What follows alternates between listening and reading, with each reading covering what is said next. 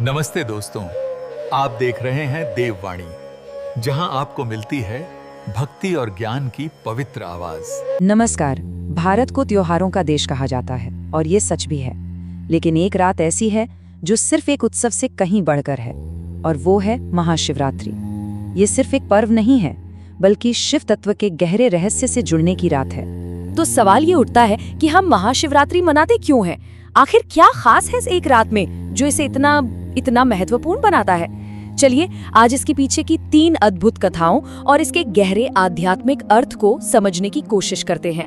तो सबसे पहली और शायद सबसे खूबसूरत वजह जो महाशिवरात्रि से जुड़ी है, वो है शिव और पार्वती का विवाह।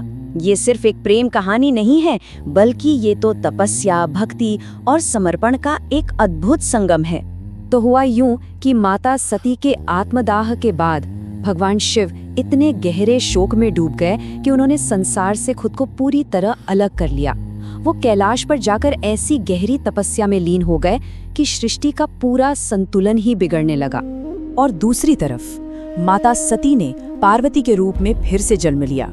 उन्होंने शिव को अपने पति के रूप में पाने का एक दृढ़ संकल्प कर लिया था, और इसके लिए उन्होंने हजारों सालों तक कठोर तपस्या की। कड़ाके की ठंड हो या तपती धूप या फिर मूसलाधार बारिश, वो अपनी साधना से बिल्कुल भी नहीं डिगी। आखिरकार पार्वती की उस अटूट भक्ति ने शिव के वैराग्य को तोड़ ही दिया।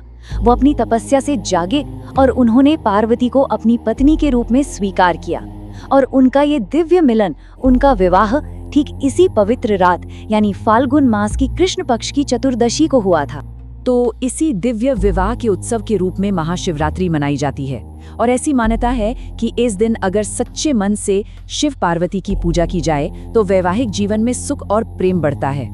अच्छा, अब चलते हैं दूसरी कथा की ओर। ये कहानी हमें शिव के एक बिल्कुल अलग रूप से परिचित कराती है, उनके त्याग और उनकी करुणा वाले रूप से। ये कहानी है समुद्र मंथन की।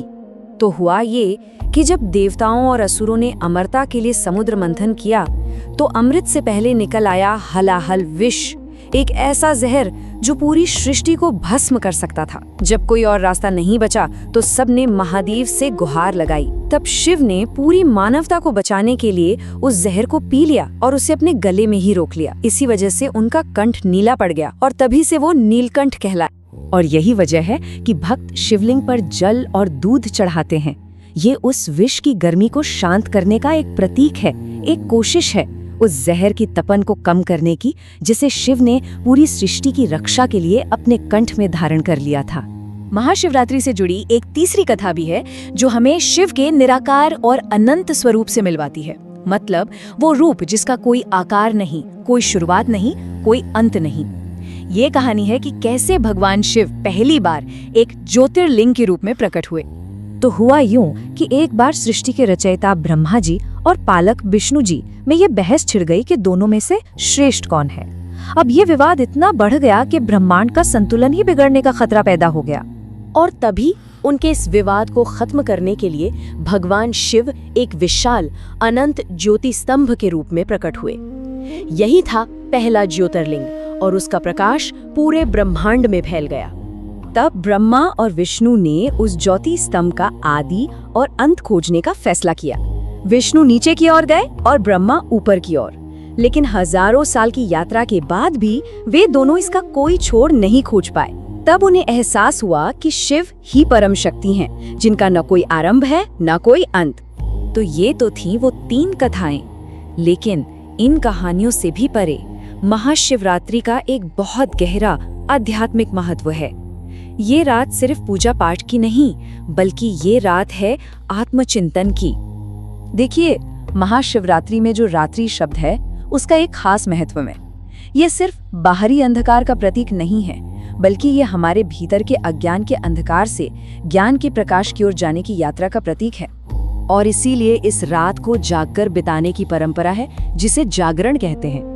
भक्त रात भर जागकर अपनी इंद्रियों पर नियंत्रण रखते हैं, मन को शांत करते हैं और अपनी आंतरिक चेतना को जगाने का प्रयास करते हैं। असल में ये आत्मसंयम और ध्यान की रात है।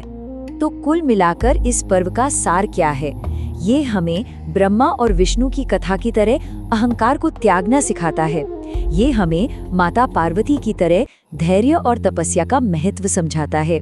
ये हमें शिव की तरह सादा जीवन जीने और नीलकंठ के रूप में करुणा का पाठ पढ़ाता है। तो अंत में महाशिवरात्रि हम सब से एक सवाल पूछती है कि क्या हम इस रात का उपयोग अपने भीतर के अंधकार को मिटाकर अपनी चेतना के प्रकाश को जगाने के लिए तैयार हैं? इसी विचार के साथ हम आज का ये विश्लेषण समाप्त करते हैं। हर हर महादेव।